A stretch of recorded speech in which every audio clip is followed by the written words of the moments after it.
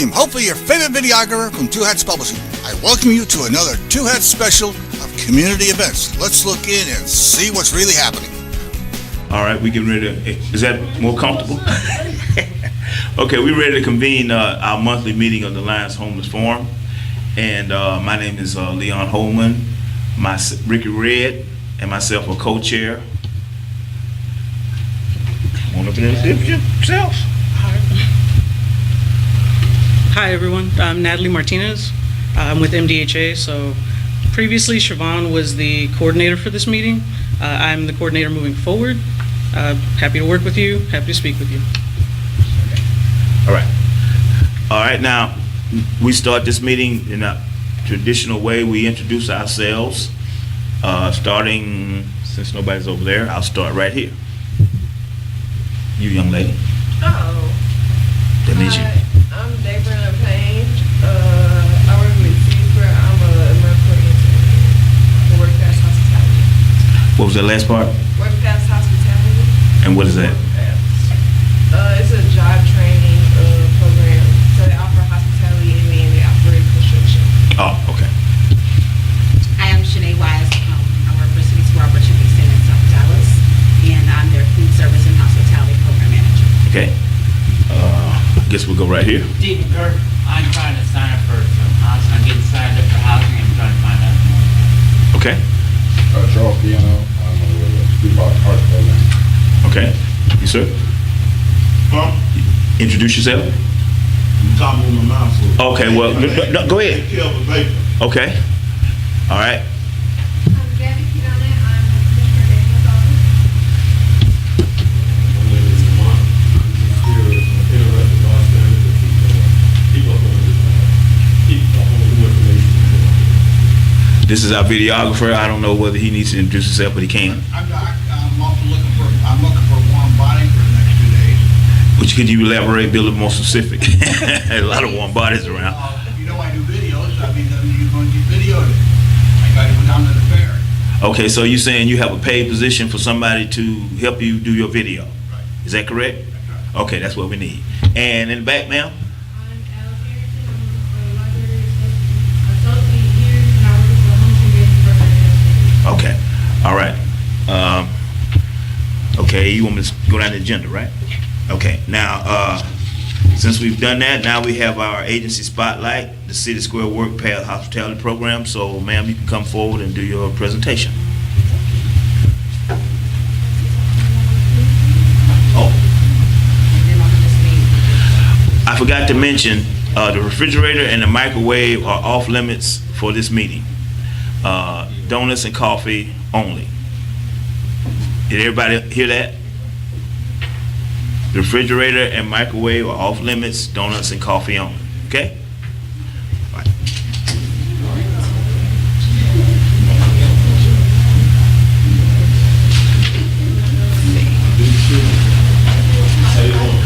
We're gonna pass around these sign-in sheets, so we need everybody to sign in so that we can get you email correspondence or whatever about events that affect you as far as MDHA is concerned.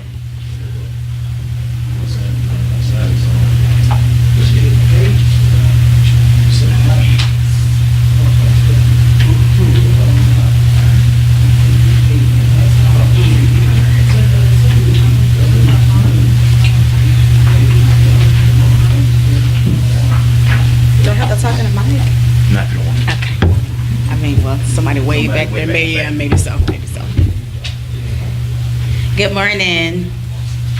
I'll wait till everybody gets a flyer and I'll get started. That's what I'm doing.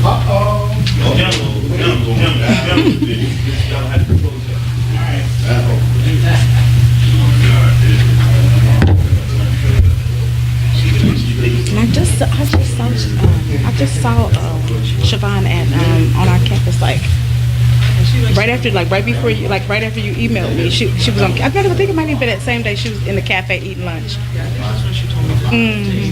Yeah. Yeah, she likes going over there.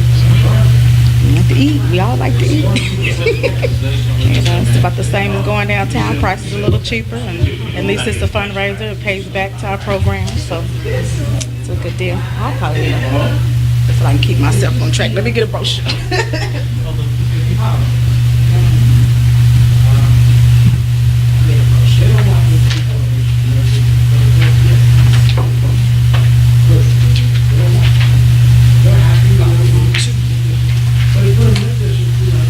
Is everybody good?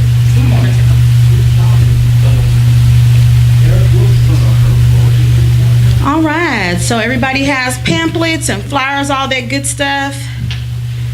Okay, so I'm going to be very informal. You can stop me if you need to. I really wanted to stress the 2 work paths programs, which is my big reason for being here today. But I also wanted to make sure that everybody knew of the other resources that City Square has. So first and foremost, I'm Shanae. Been working with City Square for 3 years. I manage a work paths program that is for the community for people that are needing to get additional skills. And so we actually have 2 work paths programs that I'm going to be talking about today. But real quick before I do that, I wanted to just draw your attention to this little pamphlet here, just so that everybody kind of understands everything that we got going on. It's a lot of different things. If you're working with people in the community, these are really good resources to refer them to, and then I'll go on to talking about our work paths programs.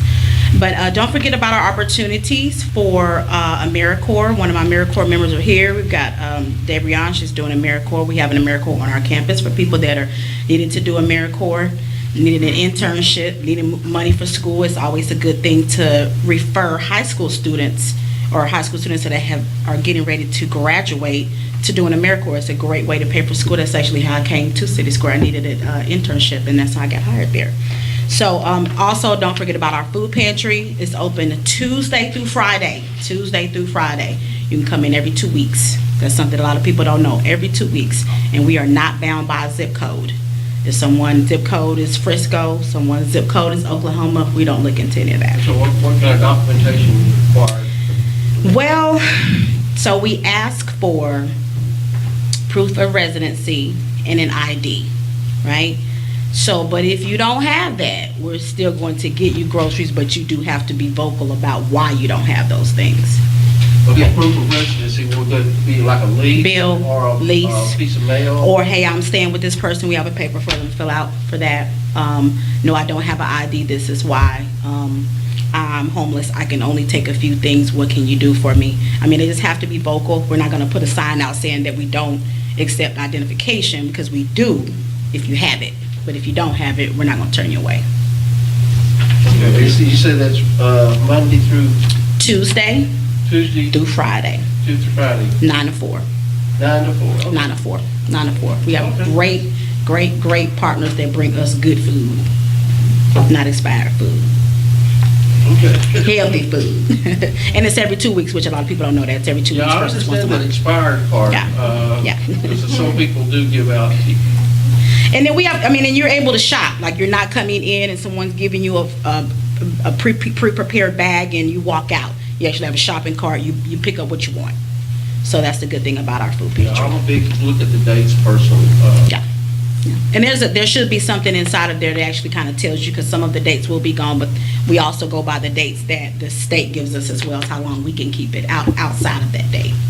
You know, so if it's like, Food is yeah. good past the date, a lot Right. of it, but, you know. But they have a little scale inside, because some people are concerned about that, but I don't want to keep harping on that. But yes, every 2 weeks, please send your people. And also our clinic, a lot of people don't know about the Old Grand in South Dallas. It's now Al Lipscomb. We have a clinic there. It is a free clinic. And I believe the zip codes should be listed there. If they're not, I can get them to you. It's probably about 10 zip codes that it covers. And then, of course, housing. You can always come to City Square Building 100 to inquire about housing, always. And then what I'm going to be talking about actually falls up under HOPE, which are our work paths programs. So before I get to that, just pay attention to our Legal Action Works law. That's also another thing for the community that is free. It's a $25 application fee. After that, all of the services are free. And we also have TRAC, for our youth that are have aged out of foster care. We do so to keep them from ending up on the streets. We do have a program set up to try to assist them. Alrighty, it's already talked about AmeriCorps. So now I'm going to talk about WorkPaths, the two programs that are under WorkPaths. So these two tracks are basically set up to aid and assist people that are needing to get additional training but might not have the funds to pay for those certifications. So there are two tracks. One track is food service and hospitality. The second track is construction. Both programs are free. Both programs are for 6 weeks. So the programs are made up like this. The first week is a soft skills piece so that we can get a resume together so that we can understand how to interview, so we understand what to say, what not to say, how to deal with my boss, supervisor, those types of things. Both classes will start off with soft skills and building your resume. Okay. Construction is actually held in Irvin at Northlake College. DCCD does the training for us. So we just provide the transportation out there, but they actually do the training for construction, and it's 4 weeks at CEF. You get OSHA 10, CPR is included in that, and forklift. All of those are included in that 4 weeks. With food service and hospitality, the only difference is that all of the training takes place in South Dallas in our commercial kitchen. Our commercial kitchen is attached to our cafe. Our cafe is a full service cafe. You can go there, you can eat anytime. It's great, healthy food. And the coolest part about it is it's actually run by the food service and hospitality program. So the students get the training in the commercial kitchen. They get their certifications for TABC and for ServSafe. And then both classes on the last week is employment week.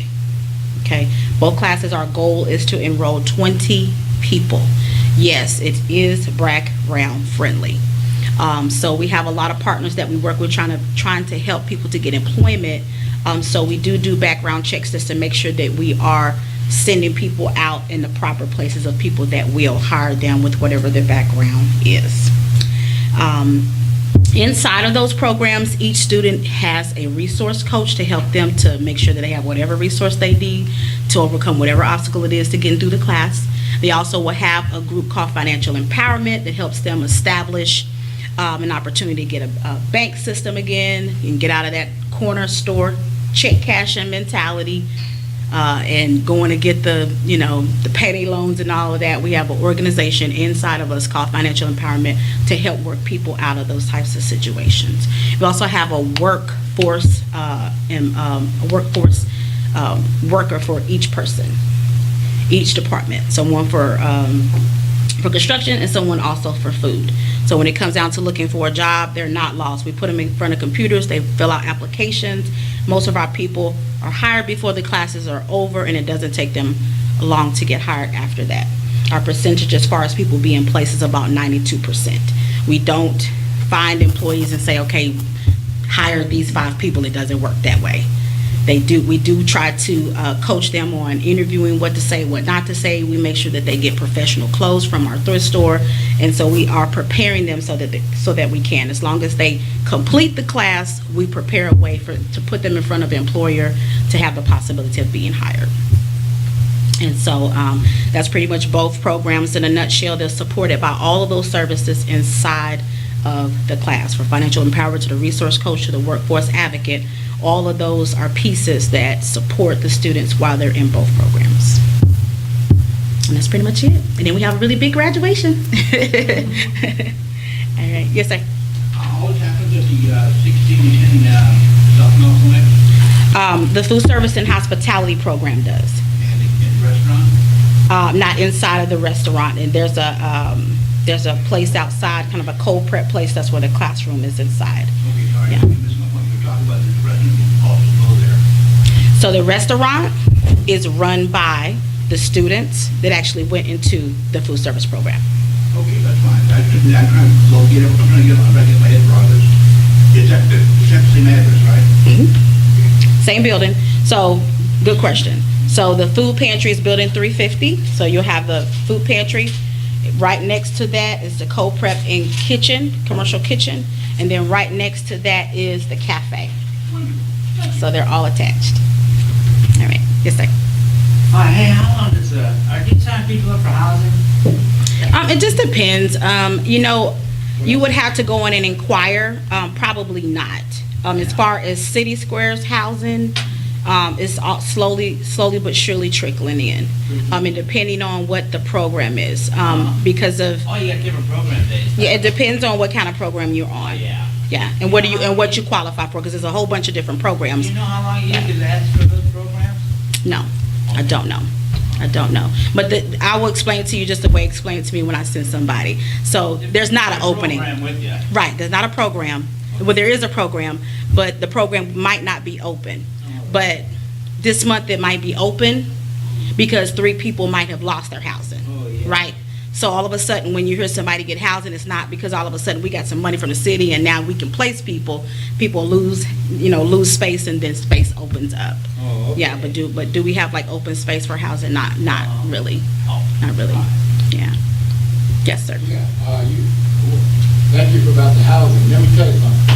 If you work with the city council, with housing with this, you can get the funding. Because people are looking for people that are being productive, and they would definitely open their arms up with the homeless people if they know they're being productive. My question to you, the people in this program, how many people are homeless? What percentage? None of them.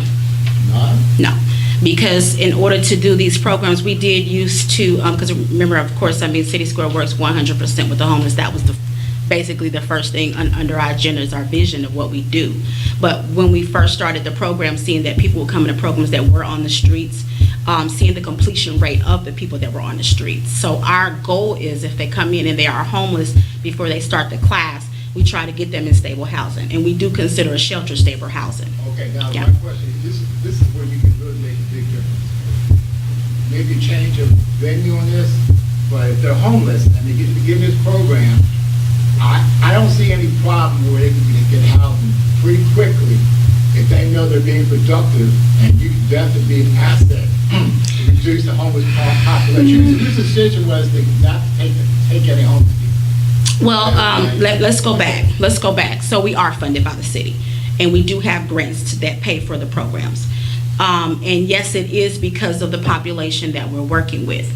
But from doing the program and seeing the success rate of people that were homeless, so since we work 100% with the homeless, it is also our responsibility to try to help them to come out of homelessness. And that's what the program is about. So the reason I'm not going to accept someone that's on the street, because the likelihood of them finishing the program is really, really low. What I'm trying to say is that your program would make it a lot quicker to get housing because... Not true. Why not? Because it's up to those organizations, or they're going to accept that. I mean, people, so prime example, so right around the corner from us is Austin Street.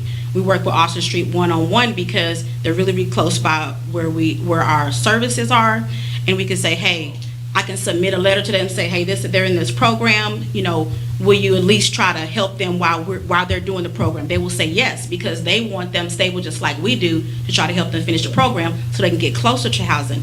Are they going to automatically be able to slide them into a housing program? No, and in most of the shelters, it's still a year in that shelter before they're even going to consider being able to put them on a program if they qualify. And understand that people that are coming for these programs are normally males, 40 plus, some of them, not even 40 plus, whereas you can't even go to Austin Street at some of the shelters if you're not 40. And then some of the other ones are falling in categories where there are no programs set up for them. I'm talking about rapid rehousing where they pay all your rent. Rapid rehousing does pay all your rent for several months. True indeed, true indeed, true indeed, but I'm trying to say to is though, if you do that and you publicize it in front of city council, I'm sure they've given us, they already do. That was the first thing I said when you said that. I said we are already getting money from the city for these programs. What I'm trying to say to is you can get them out of the shelters quicker.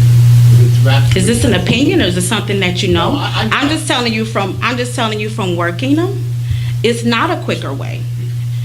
What's quicker is that they're going to honor the fact that they're in one of my programs, and are going to give them a temporary bed so that they can get through the program. But there's no guarantee, or there's no quickening of housing by doing these programs. Trust me, that construction has been going on for 9 years. My program has only been going on for 3 years, but construction's been going on for 9 years. Nobody is pushing them quicker with housing because of these programs. It's still a 6-week program. they're not going to put someone on the top of the list just because they're going to a program. I'm just telling you from asking, like, I've asked that question, like, can you please make housing quick? I mean, they're doing this, they got a job, and they still have to go through this process to get there. Well, I know rapid housing is different than what you're talking about. We have rapid rehousing, but it's still gonna be who loses housing, and then that's how we roll people in. Bottom line. Sir, you have a Bottom question? line. We'll change that.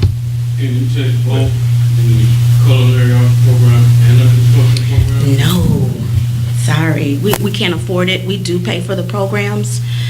So although they're going out to DCCD, the money and the grants and the money that we get, we pay them to do the training. So no, we can't afford both programs. Yeah. What about the possibility of expanding the program to other occupations? For instance, pool maintenance. Pool maintenance, it's not that much training to become a certified pool operator. And that's just one example, but some of the other, is there any plan to maybe expanding? Because for one thing, I think so. I think the thought was these two industries, because they're the quickest to get certifications and the quickest to get promotions and raises on your job. well, I know construction, man, they're hiring big time. All the time, Man, all the time. it's And we your job. can't train enough people to supply construction. Yeah, if you're young and able to work, man, and they pay well now. Very well, especially if you have a driver's license. Very well, very well. But we tried to find two tracks that we knew for a fact. Right now, the Omni needs 300 people. You know what I'm saying? So we try, no, for real, like they need like 300 people. And that's just one hotel. So Hotel. right. So that's why we chose construction, because, and this is the way the construction explains it, every time you see one crane, that's 500 people that they need to work that one crane. And then they come to us and we're like, yeah, we got a class of 20. You know what I'm saying? So we really can't keep up with what they're needing. I wish that we could do more programs, but the funding is like this, and City Square we function great on grants and raising money, and so, each year, United Way kind of says, oh, maybe not this much this year. You guys seem to be doing great. So it's kind of hard. We're still having to kind of, buckle down with just those 20 people per each class. That's what we can afford. We don't have the space. We can only fit 20 for the class, and then pretty much the same at DCCD. Pretty much the same thing. I said here.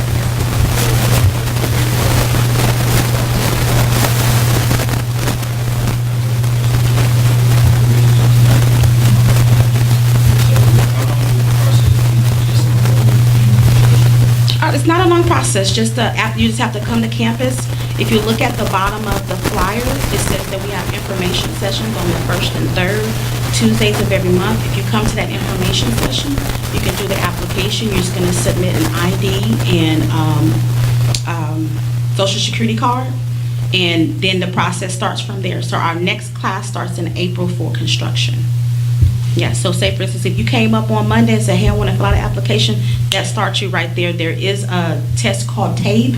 It's at 8th grade level. You do have to take that in order to enter in. And then there's a physical fit test. You will have to do a physically fit test to make sure that you're physically fit to do the class. So what's the average length of time that the process takes? It can take anywhere from 2 weeks depending on how quickly the next class starts. Yeah, because it's just basic application, making sure you've submitted your identification, and then taking the TABE test. And those things just kind of, you got to schedule those on the time that's available for you. I'm sorry, I'll come back to you. Let me get this gentleman right here. Just for the record, I want to make sure. City Square ain't like them shorting it with no money. Not sure what you mean. They not shorting no money. I'm not sure what you mean. I mean, we're a You saying y'all nonprofit don't have organization. You saying y'all don't have to fund it. City Square got money. City Square funding for what? Got for whatever they need, whatever they want, they got money. I don't understand your question. City Square ain't short of no money. This doesn't sound like a question. It ain't. Okay. It's not a question, it's a statement that I'm making, Okay. it's not a question. Okay. City Square is not short of no money, they got plenty of money. Okay. Anybody else have another question? Yeah, is the physical test that you're talking about as it relates to the construction program, is that just the process of going to the clinical outlets, coming to the physical? Or is there That physical of going to that clinic is for the food service and hospitality program. yes, you will. And you don't, nothing that you'll have to pay for, but yes, we make sure that you do get a physical in order to go into the food service program. But the construction is a little bit different. It's more of a physical fit test. Okay. Yeah. Similar to like. Similar to, yeah, kind of. Police department. Yeah, but not that strenuous though. Not yet. Not that strenuous. I saw a hand up way back in the back, and I didn't want to ignore you. Okay, no. Is that it for the questions? All right, that's it. Thank y'all for your time. Appreciate it. What's the meeting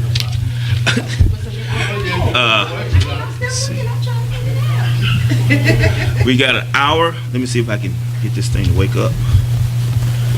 And I mentioned this earlier. I went. Where did Chicken really go? Oh, there it is. Okay. And I wanted to show you guys how to lobby in front of City Council. Okay. I work with another organization called Operation Care, and they work. They do birthday party for Jesus. It's Saturday before Christmas. It's been in effect for 10 years. And the city was charging her, Susan, $50,000 to use the K. Bailey Hutchinson facility. And so I said, well, you know, we should see if we can get the city to defray that cost, because it's a city. So I went to City Council. I asked the City Council to defray some of the costs, and they took $30,000. I'm going to show you how this is done. So you go to City Council. You need to, there's a certain way that you have to talk to them. And I'm going to show you how not to talk to them, and I'm going to show you how to talk to them. So it should take about 10 minutes. Hopefully. I'm going to speed it up. So here we go.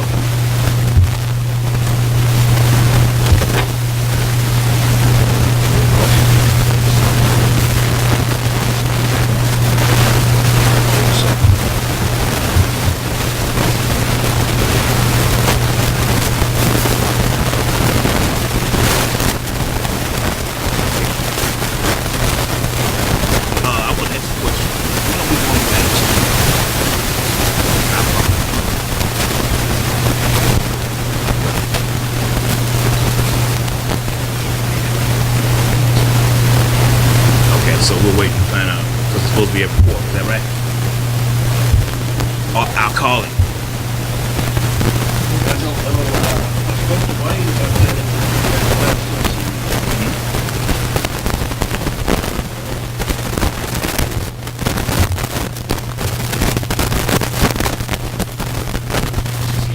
That would be the next time. I think we're looking at May, so April will Okay. still be here.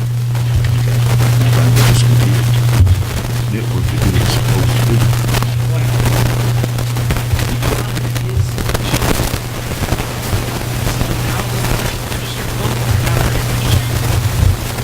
We do have voter registration cards here.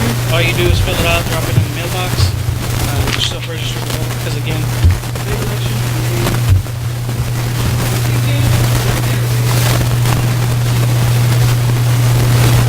Big race right now is the big race.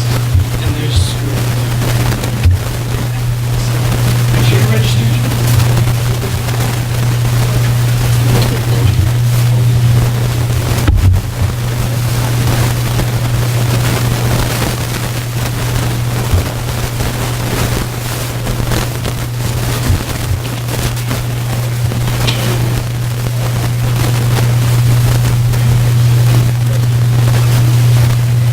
Come on, computer.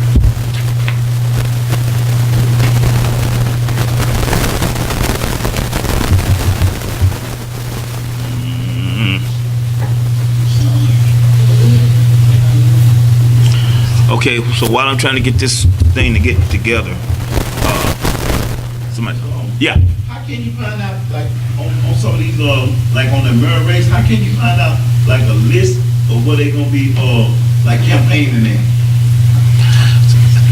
I don't know if all the candidates have the same portal that they have to put their information in. You may have to contact each candidate individually. So will they be, like, going to different places? Right, because I don't know of Can you go to City Hall or something like that?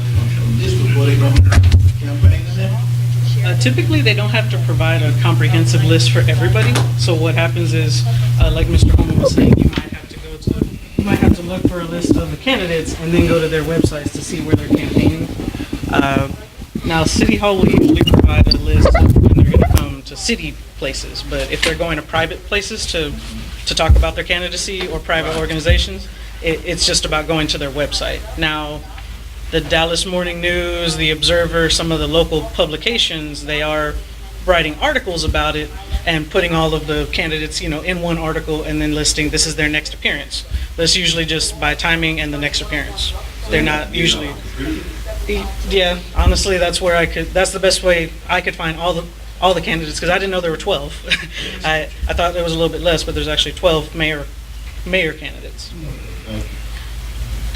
So yeah, I Googled Dallas mayor race, but that was the most information I could find.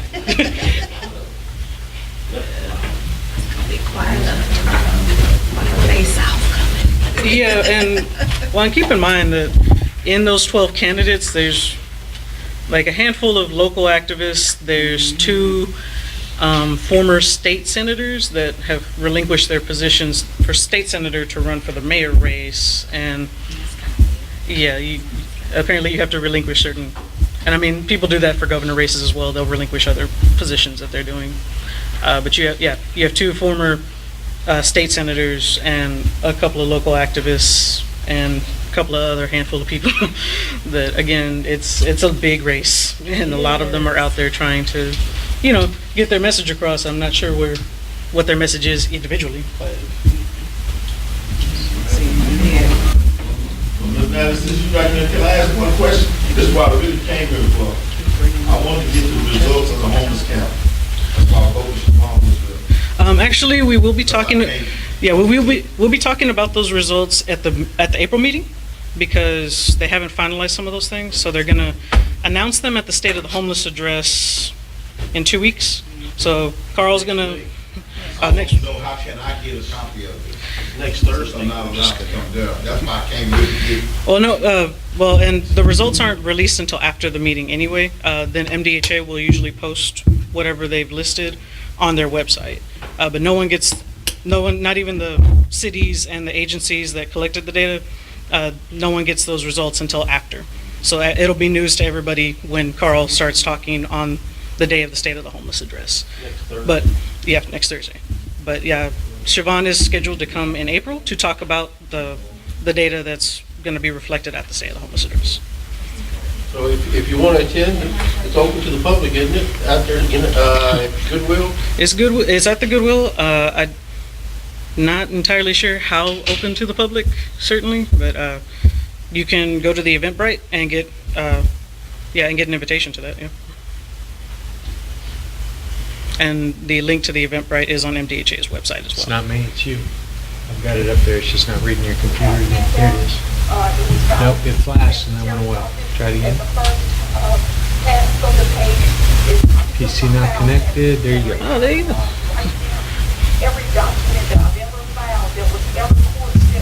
Huh. You've got it going through something other than this. So, I don't know what you did. I didn't do nothing. Very good.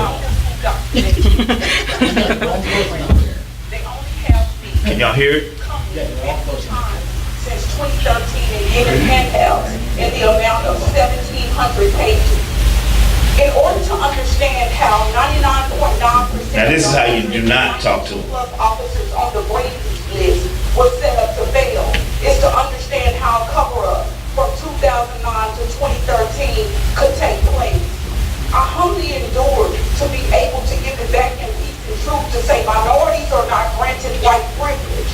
But I want you to know that every time that I'm knocked down, I'm going to come back to you to say that your fabricated police report of October 25th, 2013, your premeditated arrest to Green Oaks when I drove there with a 3.0 GPA 3.0, graduated less than 6 weeks later with the same. Okay, now, this is part of what causes problems. What does having a 3.0 GPA have to do with going to Green Oaks? Nothing. So when you say that, they look at you like, what are you talking about? Because you can see the expression on, some of them have a blank expression, and some of them like, okay. 3.0 was for you to obstruct justice, to arrest me, to intercept the court documents that I was going to retrieve from downstairs that was already emailed to them at 7-something that morning before I went to 1400 South Lamar. I also want to say that you have to, from this point on, look at your sexual harassment and harassment complaints in the city of Dallas, Dallas Police Department, and Dallas County. Totally different. Because when you have women who sexually harass it to get, quote, open, unquote, and simultaneously telling me 2 stories. Okay. What does that mean? You see what I'm saying? That she's in front of city council and she's trying to get something accomplished, but there's not a clear motivation. What is she saying? Why is she saying this? Okay. All of you are victims, and I want you to know that the cover-up here is much, much bigger than Mueller's investigation that he's covering up, because those officers could have been saved. I've been doing What does Mueller have to do with what she's talking about? We don't know, you keep stopping. But I'm trying to get you to understand. We don't know the whole story. All right, I'll let it go. I'll let it finish. until now. When you look at the officers complaining anonymously. You want me to start it over? You don't even know the story of this lady. You don't even know the first beginning. Do you want me to start it over? It's only 3 minutes. That you could have came forward and tell the people that you prearranged that meeting 2 to 3 weeks prior to October 25th, 2013, because it's a lot of nonsense saying that I went down there demanding a meeting. The 2 hours that She hasn't answered anything yet. She ain't asked for one thing yet. then it shows that it's a It's a lecture. She just said, It we're don't married to come out matter of what it takes. premeditated I'm message. gonna be here before you because I really She got 2 minutes to speak. What is she speaking about? Did they rape her, police beat her up? What did they do? That's what we're trying to figure out. Okay, so you can't show that. Like you don't know what's going on. Time is up to stop and investigate. They don't even know, these people don't even know what she's talking about. CIA, Homeland Security companies. Okay. Look at him. Young people are not. She ain't got nothing to do with it. They probably know what she's talking about.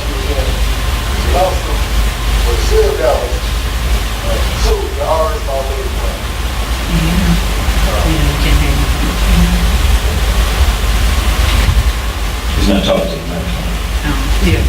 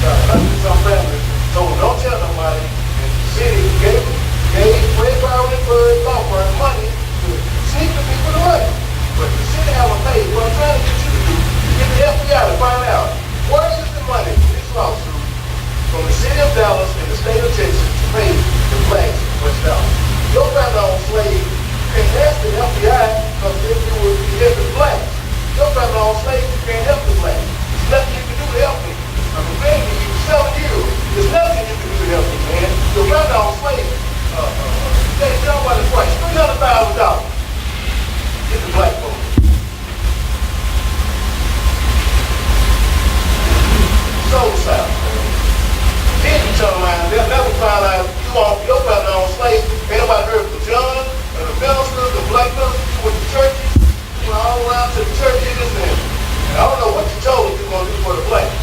I've been down to 7 years begging you to help the people in West Dallas. Hobart Street.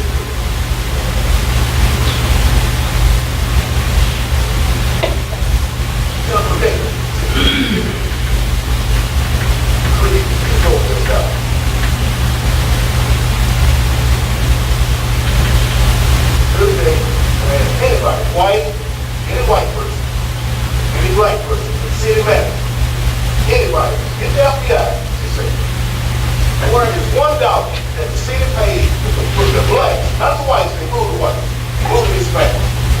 You show me $1 that you pay the blacks in West Dallas. It's a lawsuit that I've been begging y'all 7 days.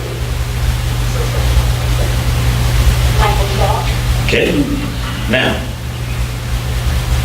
I understood what he was trying to, his point, but he needs to work on the way he presents it. Well, You understood him, but you didn't understand the lady. no, I didn't. Serious? Yeah, I'm serious.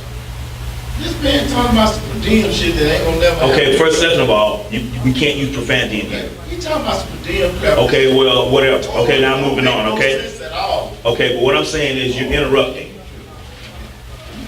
Okay.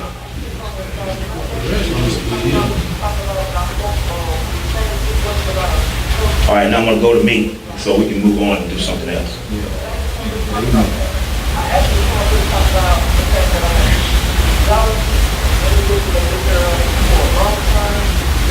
What I'm saying is, let me make this clear.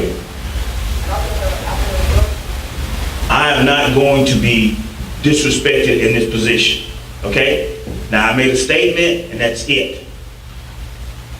Okay, and this is the last time I'm gonna say it.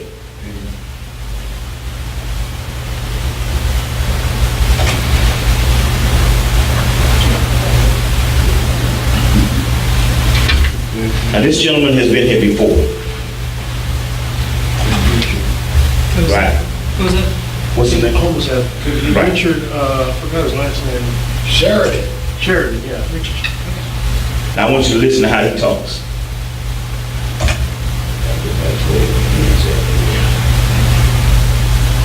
Okay, I'll start over there.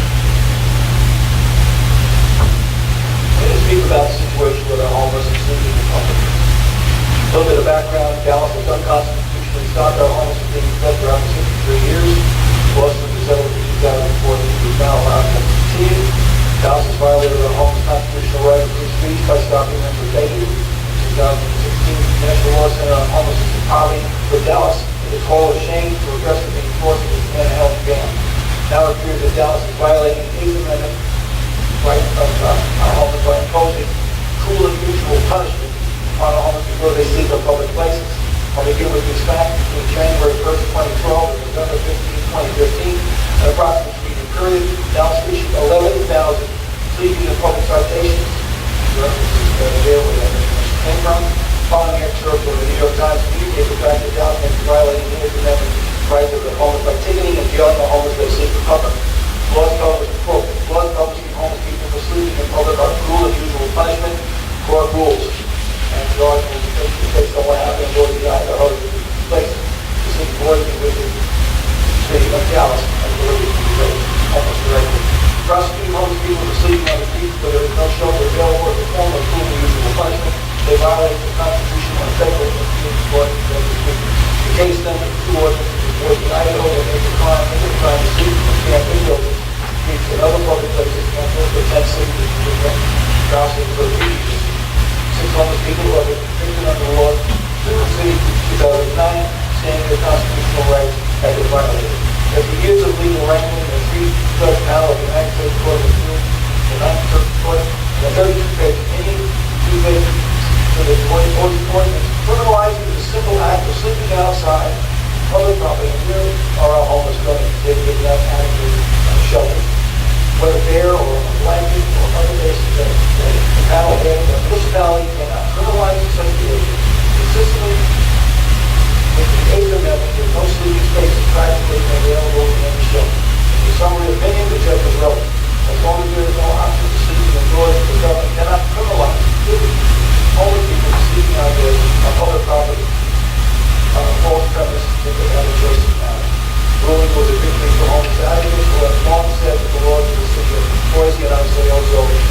Dallas, which public funds will not alleviate the root cause of homelessness, but shortage of affordable housing and funds to I'll add that. So Dallas needs to get, certainly need affordable housing, but we need emergency shelters. Shelter at least 3,000 to 4,000 homeless. Conclusion, with our significantly weakened police department, don't no longer need to say city to live in. This is not based on my experience. The developers on CBS 11 last night, including determined today. Is that a major reason why I decided to come to Dallas, not to come to Dallas?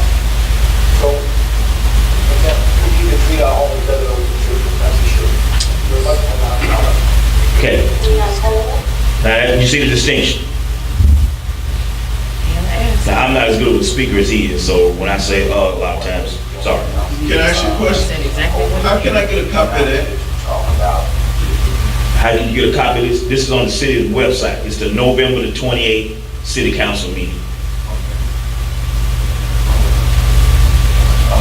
Something that happened on the 15th of December. Can y'all hear? A little about my backstory. I came to Dallas from Atlanta, Georgia. I was homeless, and with estimates, unofficial estimates, there were over 40,000 people in Atlanta homeless. So I came to Dallas. Someone said, "Why don't you try Dallas?" I gave it a try. Dallas had a lot more things to offer me when I was homeless. They gave me new shoes, as opposed to coats, as opposed to used coats. And a lot of this stuff I would get at Operation Care. This event, as you can see on the handout, has been in existence for 15 years. Susie Jennings, Heart for the Homeless. But as part of this, having this event, there's an enormous cost that she has to come up with, that the city could help her with immensely. She has to pay about $50,000 to use the facility at the convention center, including about $20,000 for just tables and chairs. If the city could find a way to alleviate this cost for her, she could take this $50,000 and use it to buy shoes for the 6,000 children, or a coat for the thousands of veterans that come.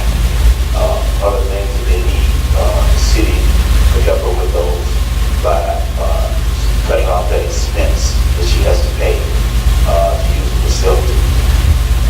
Now, because of great work that Susie has done, I was able to continue to try to alleviate myself from homelessness. Right now, because of Susie and other organizations, I'm in graduate school. I'm able to give back to society. And I just think that there are other people like me who are in that situation who we need help. We don't need people to ostracize us and tell us that we're not valuable. What we need is a hand up. We don't need to be demeaned, disrespected, and pushed aside. So I would like to say that I hope the city of Dallas can find a way to try to cut out this expense for Susie's project. Operation Care, which is going to be on the 15th of December. This has been going on every year for 15 years. And anybody who wants to come and participate with us on this council, we would like to see you come there, and so you can see what this thing actually does to help people when they're on grassroots, not something that you can sit on top of a big 50-story building and look down. We want to see some of you guys come out and actually shake hands and interact with homeless people, so you can see that we're normal people just like everyone else. So thank you very much. Thank you. That's good.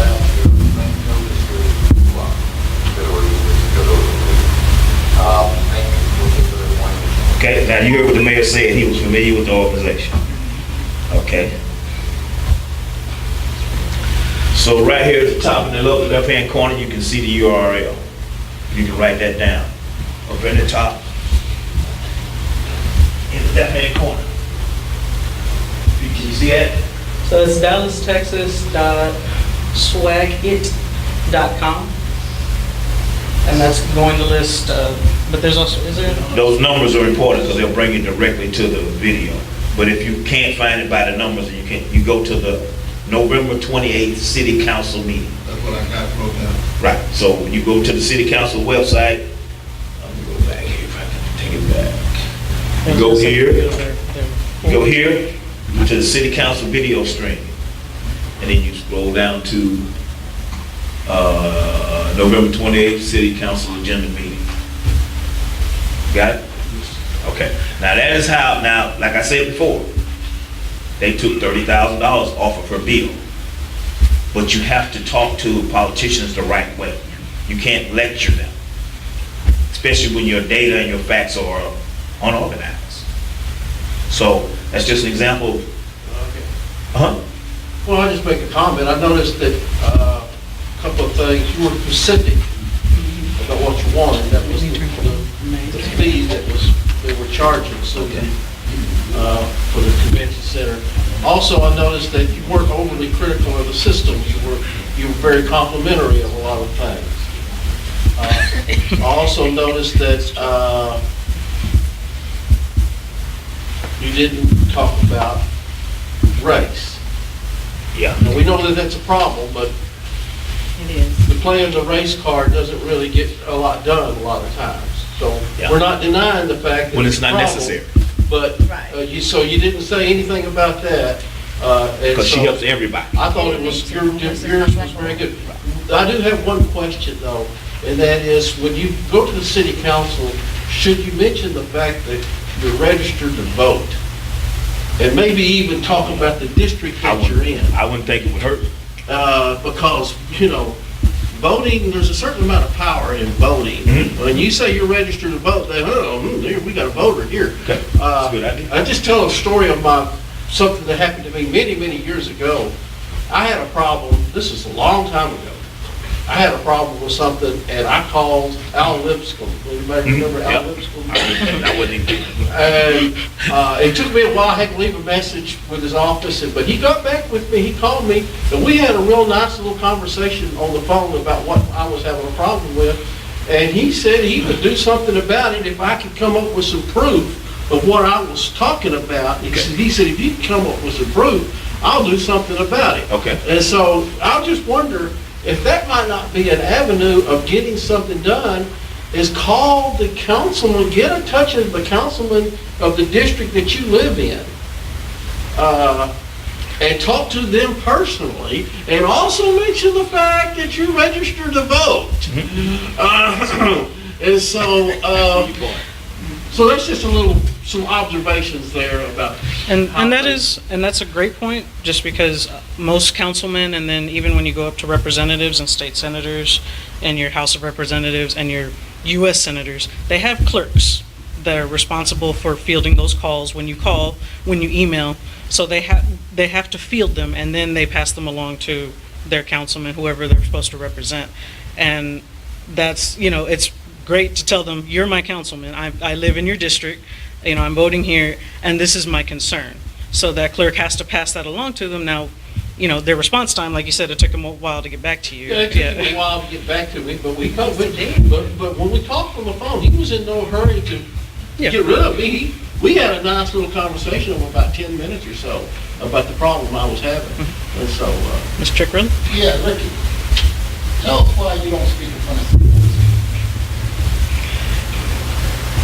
Is that something you want to share? Well, I mean, that's Ricky's choice if he wants to. Well, no, I'm just saying, We'll just let him answer. I feel that my time is better used doing other things. That I can get more done doing other things besides the city council. Now, that's okay. If people want to go in front of the city council, that's okay with me. As far as going in front of the city council, I was on the homeless commission 2 years ago that the mayor appointed, and we sent Britton Mikowski, our chairman of the board at that particular time. He was the chairman of the Metro Dallas Homeless Alliance and the chairman of that particular commission. And so we sent him in front of the city council to break it all down. Here's the thing. Now, Britton is a lawyer, and so, which carries a little bit of weight behind it. I figure if he can't get things done with City Hall, what am I gonna tell them that they don't already know? The way I view politics is that each council person is for their own district, and they're not really for the homeless. They are for the people in their district, and they're not really looking to change anything or do anything to help anybody except the people in their district, especially the people that vote for them. And so, to go in front of them, now there may be some cases, and I know in Mr. Holman's case, where there can be some good things that can get done if you know how to do it, if you know how to talk to them.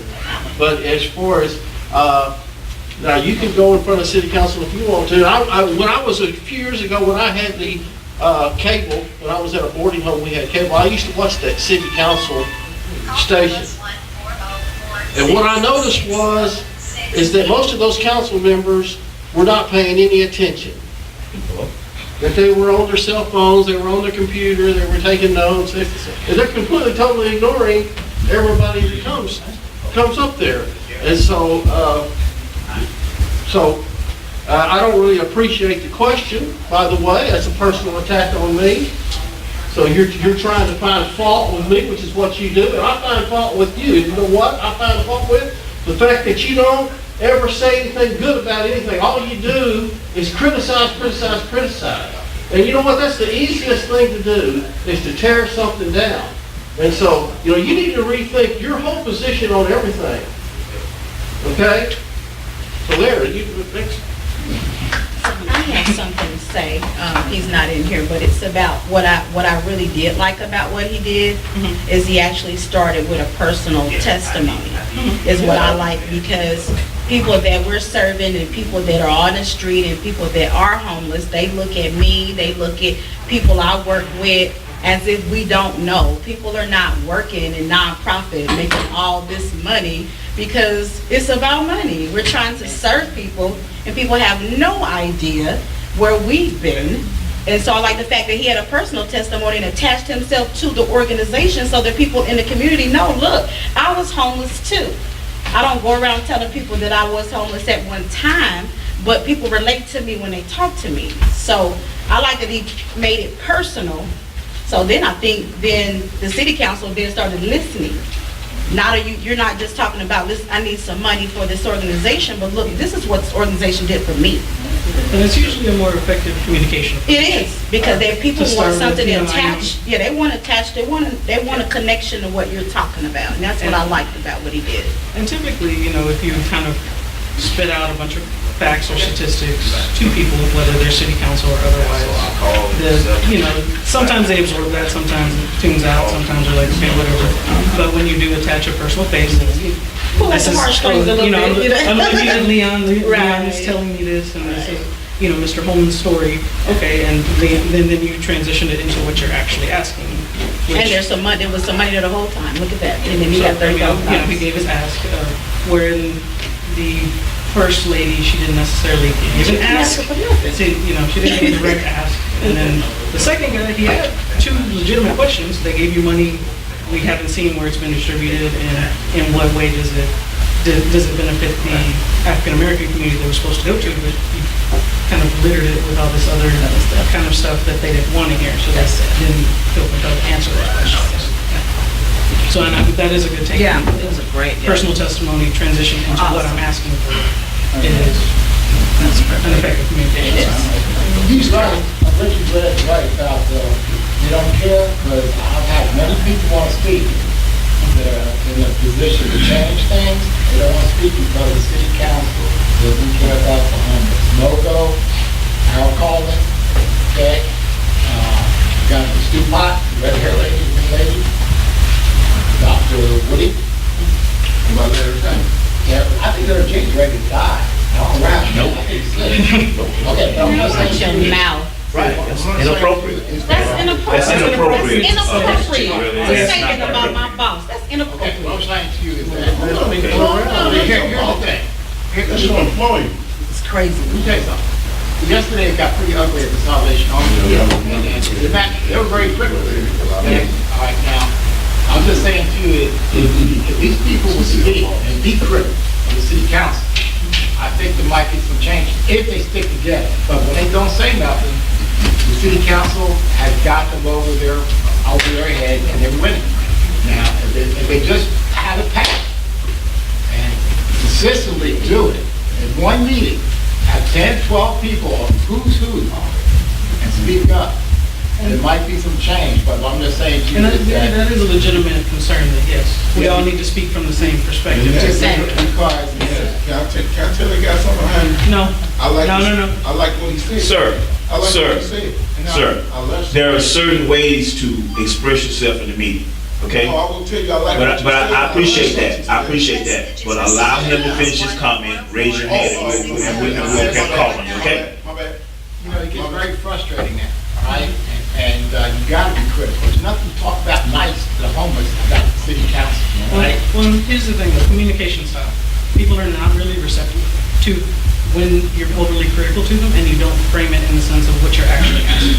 So if it's just criticism, then they're not gonna, if you're not asking a question, you don't have a direct ask, you don't have a legitimate point to make, it's just criticism. Because criticism could be factual, it could certainly be factual, and they hear criticism all day. But if they don't hear an actual question, actual foundations for why you're asking, what's missing. Okay, who'd be a good speaker about that? Okay, let me get in here for a second. You also, when you propose a problem, you need to propose a solution. Okay? You can't just keep on coming up there and complaining. You have to have a remedy for your complaint, and you suggest that along with complaint. That way, that person, that council person will say, okay, this person actually has put some thought into this and this is legitimate. You can't just go up there and browbeat them constantly and expect them to say, well, I'll stop doing what I'm doing on something else and start doing something on this. Now, I want to say something else. That phone call I just took, that was from a radio station in Atlanta. I don't know whether you remember the first part of what I said. I was in Atlanta when I came through. And what I do is, since I've been here in Dallas since 2006, I take the information that I get from this organization here and other organizations, and I take it back to Atlanta. Because you all remember I said, I don't know what you did, there are over 40,000 homeless in Atlanta. That's a small city, okay? And it's a lot of homeless people. So what I did was I took some information that I learned from being in this organization. I sent the information to a talk show host in Atlanta, and they want me to come on the radio on the 18th of March and talk about how these funds that the federal government disperses for homelessness are supposed to be used and why they're not being used in Atlanta. Okay? So this is a serious issue. I take this issue seriously. I don't want anybody to have to go through what I went through unnecessarily. Okay? So this meeting is a serious meeting. This is how I got my housing, by coming to this meeting. Okay? So this is a serious meeting. You can see me in front of City Council. If you can stream WAOK 1380 FM in Atlanta on the 18th between 8:30 and 10 o'clock Eastern Time, you get a chance to hear me talk about this. So this is a serious issue, and we're going to address this issue. Now, different people have their different ways of addressing the issue. I have my way. I'm not going to discourage anyone from addressing the issue the way they want to do it, except for the fact that it needs to be productive. Okay? If you're going up there insulting people, disrespecting people, not giving people a chance to respond to your question, it's not productive, and it gives us a bad image. Okay? So I'm through with that. Okay? Anybody else? Right. I want to tell you that I apologize if y'all took me wrong on anything in this meeting. But I'm just really, but I have learned something. I came here just to get the homeless results. Oh, I came, but I have learned something from you today, and I really did. There's no joking, no playing around. I really learned something from you today, and it's valuable to what I'm just to do. Good, thank you. And that's real talk. Okay. Now, as you mentioned, the results from the point in time. I'm gonna get that. I can't just go on and get that, but I learned something that I needed. So that means I came here to get something that I really needed to get, and I got something from you that you have no clue how valuable. You got an addition. That's great. So that information won't be disseminated until the 14th. Is that correct? 14th, yeah. Okay. Sometimes when you're seeking information, and it's hard to get, the first thing you do is you get information about where to get the information. Yes. You know, So yes, there's no joke about a guy that asks for directions and he goes through all this long drawing, you go this way, you go that way, blah, blah, and then you go into the Texaco station and ask the man in there for directions, because I don't know where you're going. And he's like, you know, you son of a, but, so it's sad to say that information is kind of like pulling teeth sometimes, and it's so difficult to get correct information. And so you just have to keep working at it, keep trying. Can I ask you one question? Sure. Do you have any solution about the homeless problem that you've been noticing here, or about the bridge and the complaints about security? Okay, they're critical about that. Are you able to, for yourself, get any information you have here and go in front of City Council, because Siobhan Moore won't do it? And I'm just saying, you're able to do it. Are you able to, all that criticism, are you able, people were mad that day with Mayor Rollins here about the security, but it's never been forwarded past here. Remember that day, sir? Are you saying, do I remember when the mayor came? No, about the criticism about the bridge, when the people went in front of the mayor about the criticism about the security, how they got treated at the bridge. Okay. You don't remember that? I'm confused as to what your question is. My question, did you hear the criticism from about 8 or 9 clients from the bridge when the mayor was here about the security, how they got treated? Okay, all right. Did you hear that? Okay, let's say I did. Did you, yes or no? Okay, because I'm trying to remember. Here's the problem, you know? Okay, hold on a second. No, hold on. The problem is, Ricky and I are in charge of this meeting, okay?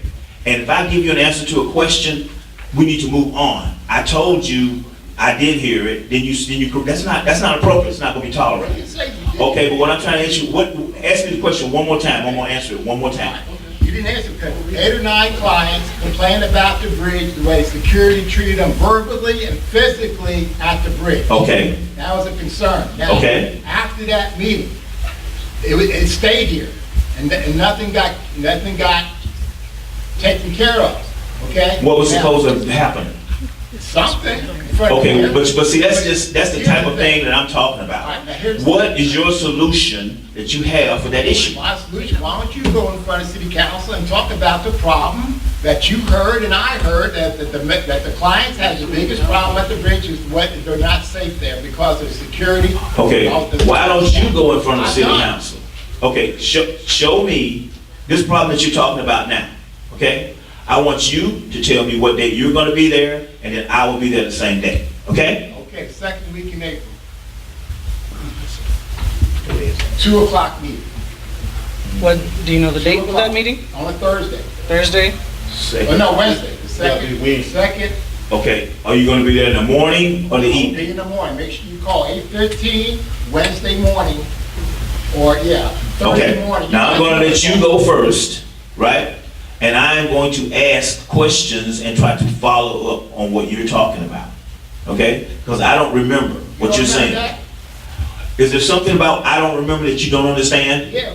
Okay, do you remember everything that you've ever done in your life? They spent a half hour on it. Okay, well what I'm trying to get you to a point is like this. I'm tired of the way you condescendingly talk to me, and I'm not going to tolerate it. Okay? You don't remember that. Robert? You don't remember that? No, he doesn't remember. We're going to move on from that. Yes. Solution. If he wanted that information done so quickly, he should have got onto the internet and played back and found the date that information is, so he could review what was played for his memory. You have not done that. What are you talking about? We're not going to direct any more questions to each other. Because again, this is an open forum, but it's for you to express concerns. That is a concern. Security. You're covering up the bridge, sir. Okay. Robert. The next time, Robert, you outburst like that, I'm going to get you out of here. Okay, I'm tired. Okay?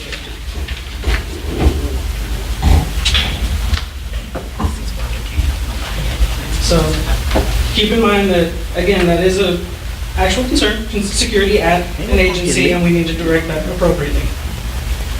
And we do not give personal attacks in here. So if that has to be reminded to anybody, next meeting you won't be allowed into the meeting. And we do have security here that will keep you from coming in. I think we're almost out of time, but are there any questions about voting? Sorry. Who's administrating the half-price bus pass thing now? Because I've been trying since November to get approval with my case manager from the MDHA to take the DART to get the half-price bus pass, which I can afford. I don't want free. I just want the half or the half price. Now, that program was kind of put on pause because of DART's changes to their actual pricing. We have the DART people in here to do my president. One of finance, one of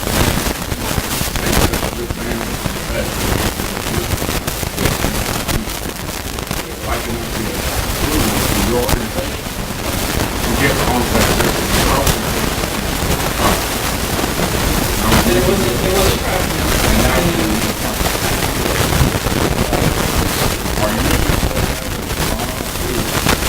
I'm not sure. Because it used to be Siobhan. Now I can ask her.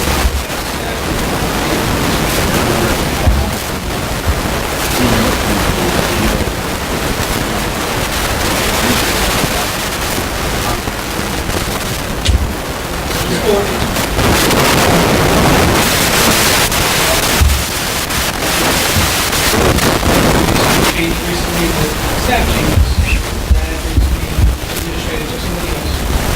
That may have just been per way.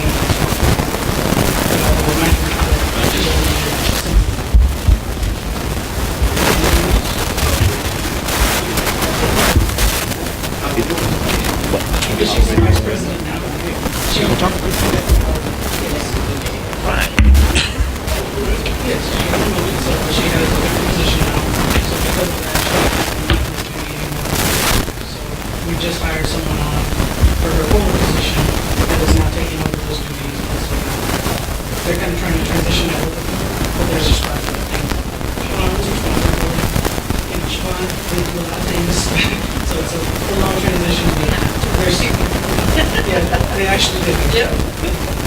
What about, I noticed that there's a what about the possibility that in the future we can get the message out more so we can get more homes and more men in here? So that we don't get so, we want to get past, we got one voice that kind of takes over the meeting and that one negative voice gets pushed back a little bit. So, yeah, and we will work on notifications and see if we can do something else. So that they can.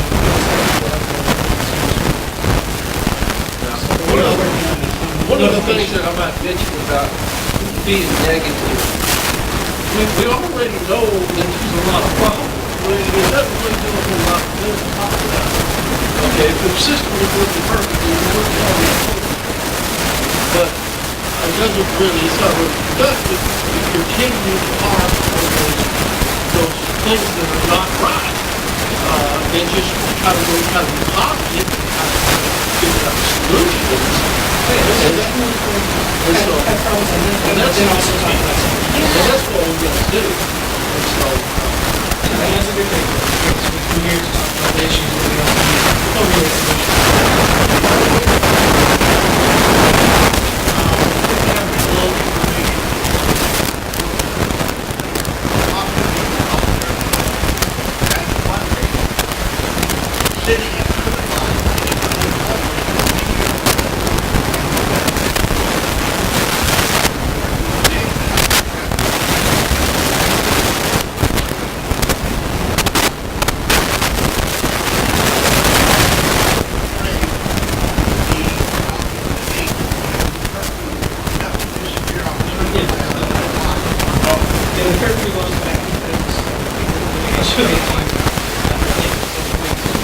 definitely somebody that anybody who's under 18 that is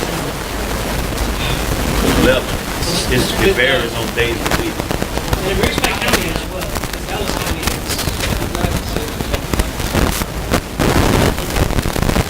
it is one of the most